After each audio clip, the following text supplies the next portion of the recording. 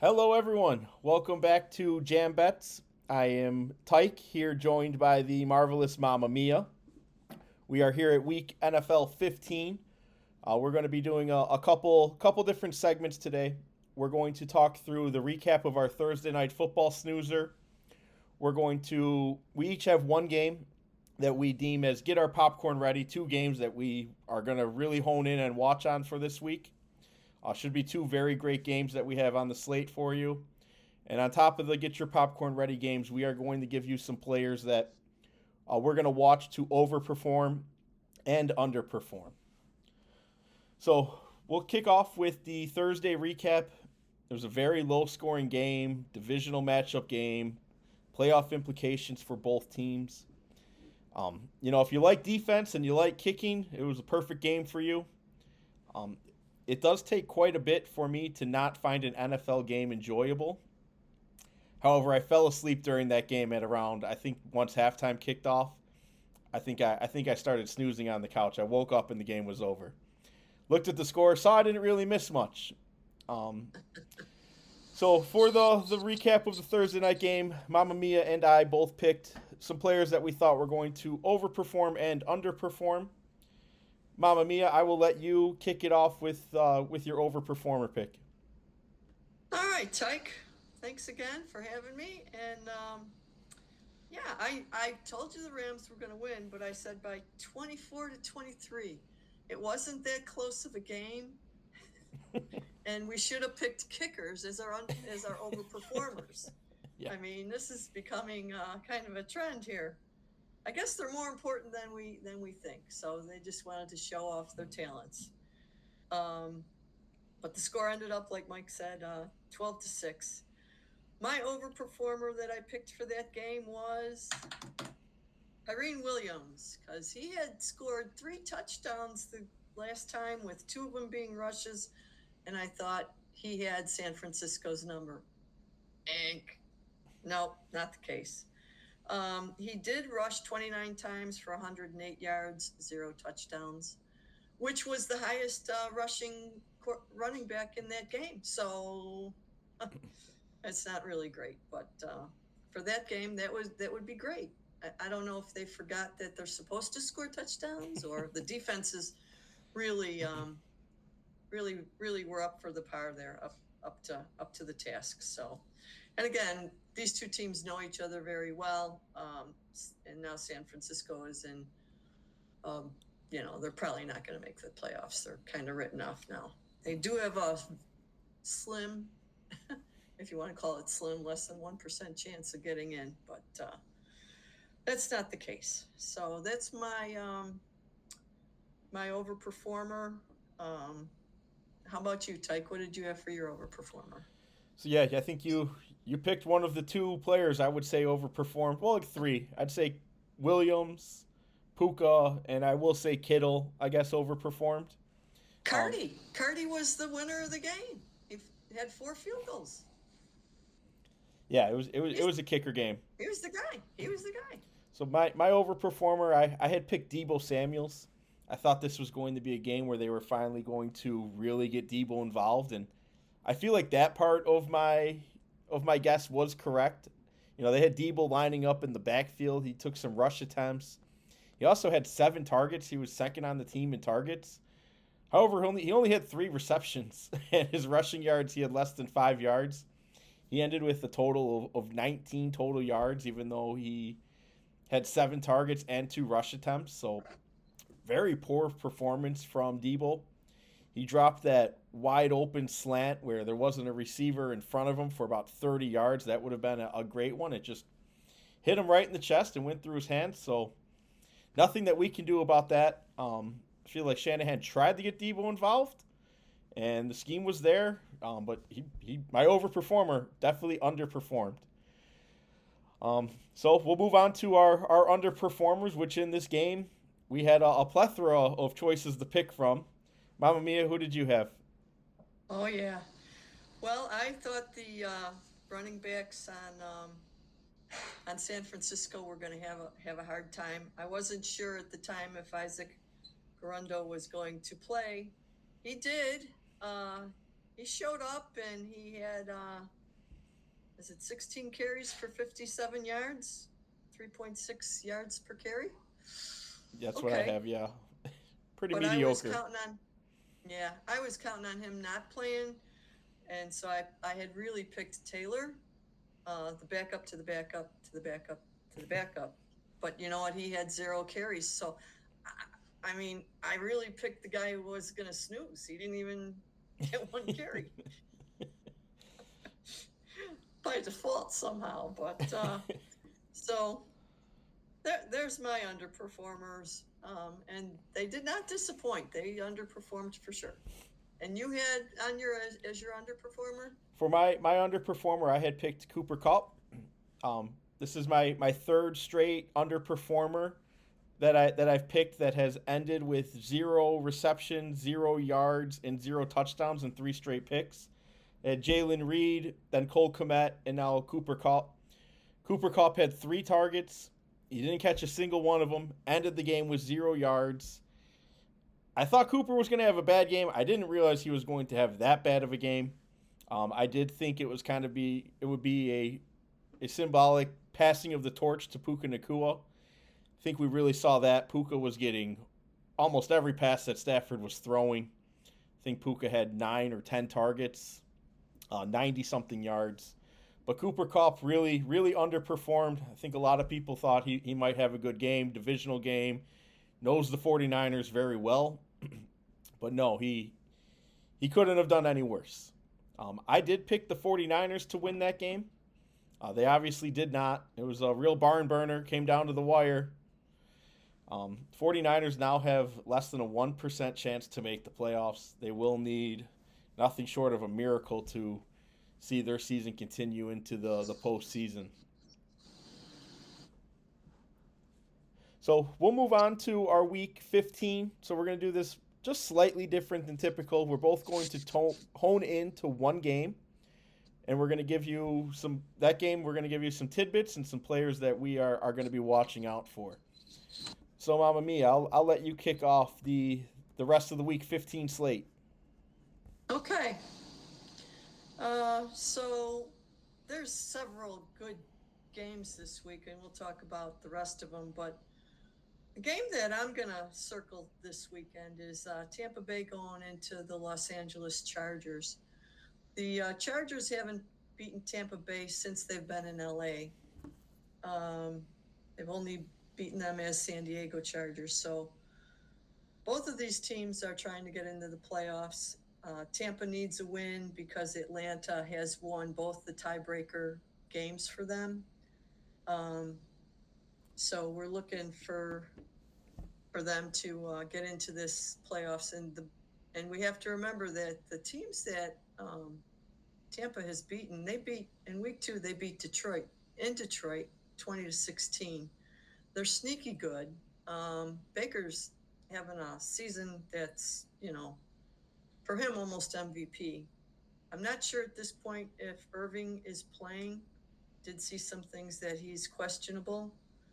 For the year to date, Irving has 735 yards and 6 touchdowns. Receiving wise, he's got 36 out of 38 targets for 300 yards. No receiving touchdowns. The other side of the coin here is Rachaad White. He's the starter. He's started 12 games, but his rushing is less. He's 509 yards and 3 touchdowns. But when we see the receiving side, he's caught 41 of 46 passes, targets for 322 yards, and he has 5 receiving touchdowns. So they like to throw the ball to Rachaad a lot more. I think they need both of these guys to win this game. And since on the receiving side, when we talk about receiving, Tampa Bay has lost their top receiver, Godwin. Godwin was like unbelievable and is gone. And Otten has filled that void, the tight end. For the season so far, he's got 57 receptions for 576 yards. So it's almost a little over 10 yards per catch. And he's got 4 touchdowns. Evans is got 43 catches for 590 yards and 7 touchdowns. And as we heard last week or earlier this week, Evans needs 92 yards per game to break 1,000 yards, and then he'll have how many seasons over 1,000 yards? I think this will be his 11th season. 11th, yeah, 11th or 12th, which is amazing. My sleeper in this game, and just know that I have picked this fella up twice and dropped him twice, but I've been watching his trends over the past three games against the Giants. He had 2 targets. He caught 1 for 11 yards, and in against the Panthers the following week, he had 3 targets and caught 2 of them for 25 yards. Not much of a change. I dropped him. Last week, he had 7 targets. He caught 4 of them for 59 yards and 2 touchdowns. I'm talking about Jalen McMillan. Yes, I think he might be coming around. I think Baker's finding some confidence in him. As it turns out, in that game against the Raiders, he had 2 more targets than Evans. Okay, and he did have the touchdowns. So I think there's some chemistry building there. I'm looking for that. The last 3 games obviously have been, the Giants, the Panthers, and the Raiders. So Tampa's schedule's been rather soft lately, and this is probably the hardest game for the rest of the season for them. So they are in a must-win situation. As far as the Chargers are concerned, they need McConkey and somebody to run the ball. We talked about this before. Gus Edwards he's not the running back. He can't even hold the water to what Dobbins was doing. Vidal has started to get a few more carries. He had 8 carries at Kansas City. Prior to that, at Atlanta, he had 4. But as we know, John Harbaugh, he likes to run the ball. So perhaps he gets one of his wideouts or somebody else in the backfield for some trick plays.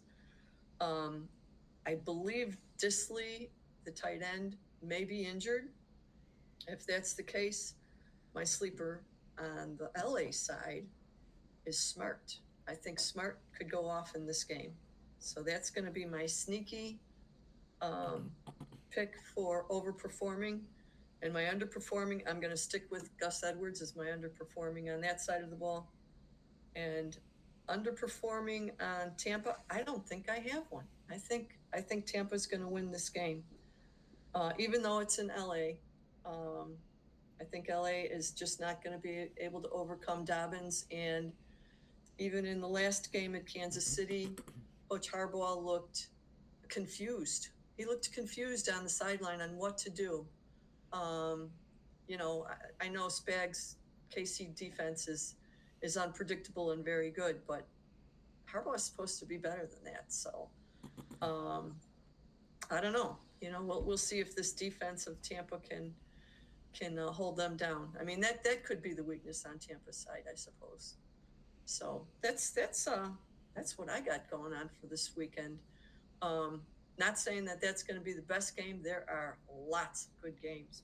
So, Tyke, what game are you going to zero in on? I'm going to be honing in on the Sunday night football game, Packers versus Seahawks. Big playoff implication game. Seahawks leading their division. Packers in the hunt to get into the playoffs as well. Don't think they're going to beat the Lions for divisional champs. I've got an overperformer that I'm going to be watching out for. I'm going to be picking Josh Jacobs. Josh Jacobs is currently averaging more than 4 yards per carry in man runs and zone scheme runs. So every time Jacobs is getting the ball, he's averaging more than 4 yards per carry no matter what the rushing scheme is. And on the opposite side of the ball, Seattle's defense is allowing more than 4 yards per rush attempt versus man runs and zone runs. Seattle has not been a good rush defensive team. So I'm really seeing Jacobs take advantage of that. I think what really puts Jacobs over the top for me as somebody I think can overperform is his touchdown upside. Um, Seahawks have allowed 10 running back touchdowns inside the 10-yard line to goal. And Josh Jacobs has 31 carries inside the 10-yard line to goal. So it's an area where the Seahawks are struggling, and it's an area where the Packers are giving Jacobs the ball frequently.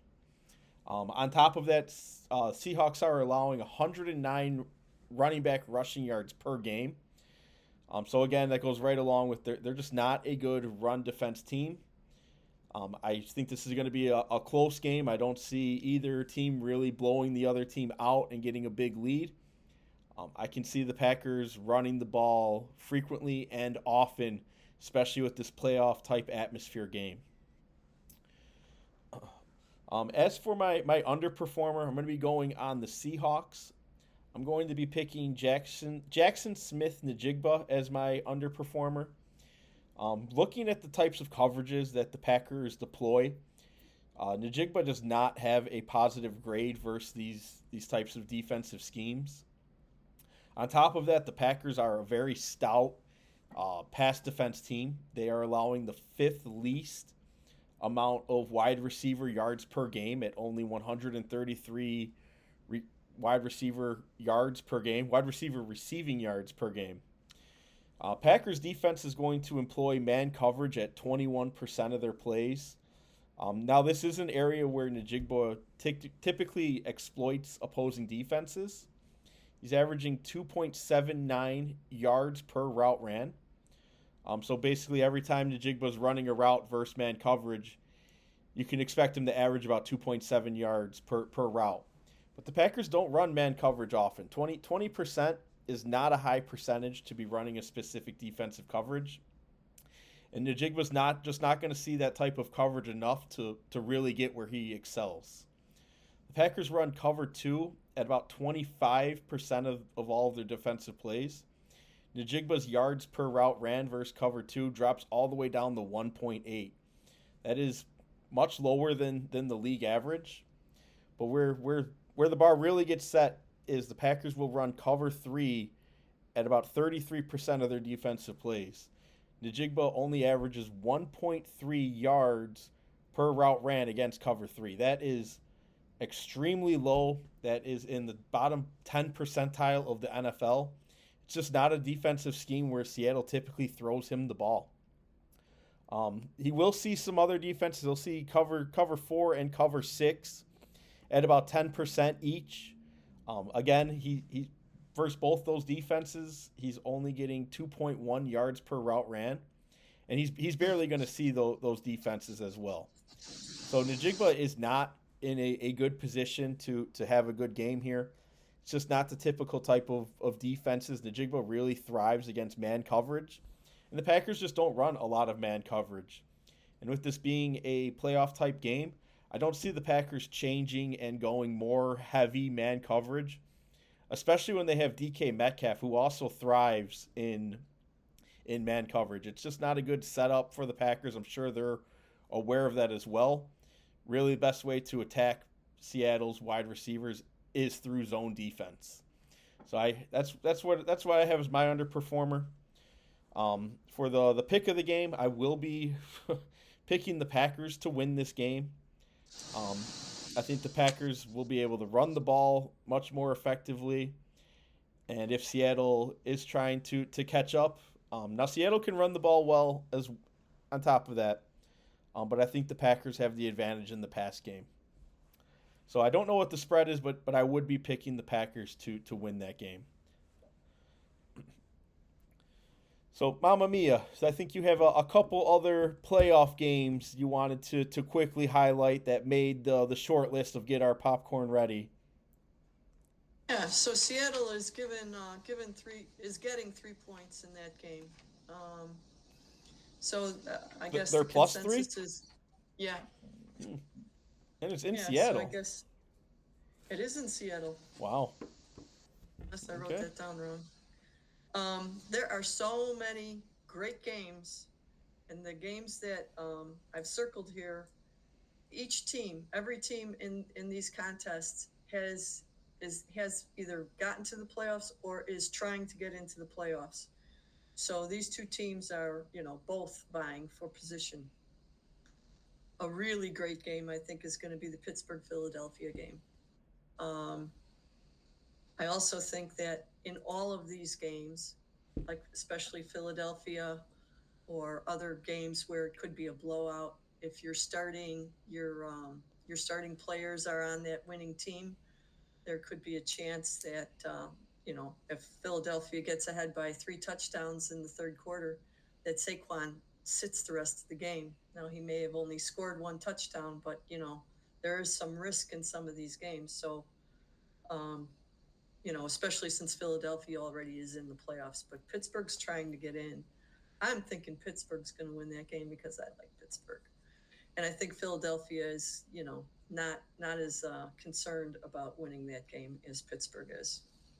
Pittsburgh has the Ravens on their heels, and this is a must-win for them. The other games are Green Bay going into Seattle. I will take Seattle. They're at home. I think besides Jackson Smith, Njigba, there's DK, and there's Lockett, and Charbonnet is going off. And as long as Geno Smith can play within his game, they got a chance. And Seattle has a new defensive player. I think his name is it Bradford?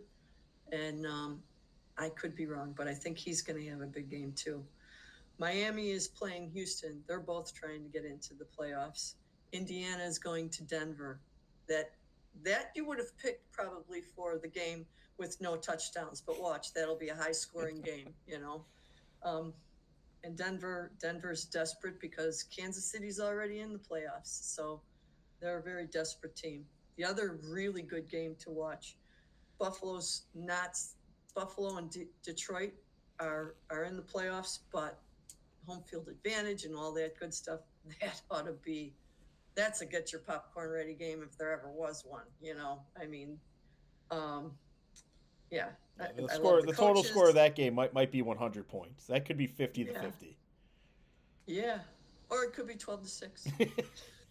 Yeah. And then, of course, the last game was the Tampa LA Chargers game. So, just keep your remotes on and tape whatever games you can. Watch the rest of them. I think this is just going to be such a great weekend of football for the NFL that all these different teams trying to get into the playoffs. It's really competitive right now. Other than that, I don't have much else to add. How about you, Tyke? No, that's all I have. We've got two games on Monday night.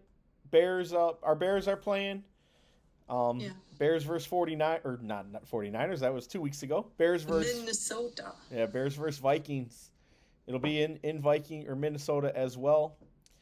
So, Mama, do you have an announcement about that game? You're not. I see you're not wearing your Bears logos. Yeah. I am not gonna wear my Bears clothes until they win a game or the end of the year. So, if I show up here naked, you know why. That's way too disturbing. Don't do that. Jeez. I have clothes, but I would love to wear my Bears clothes on this podcast, but I'm kind of boycotting them. I'm upset. I am very upset. So, yeah, I could always wear a sheet. I don't know if that'll be better, but yeah, the Bears are colossal letdown from this year. We don't have enough time to get into that right now. True, we've talked too much about them already. Yep. They don't deserve our time right now. That is correct. They do not deserve our time right now. All right. Okay. Thank you, everyone. Please hit the subscribe and notification down there. Make sure to get our newest updates when they come out. Take care. Bye.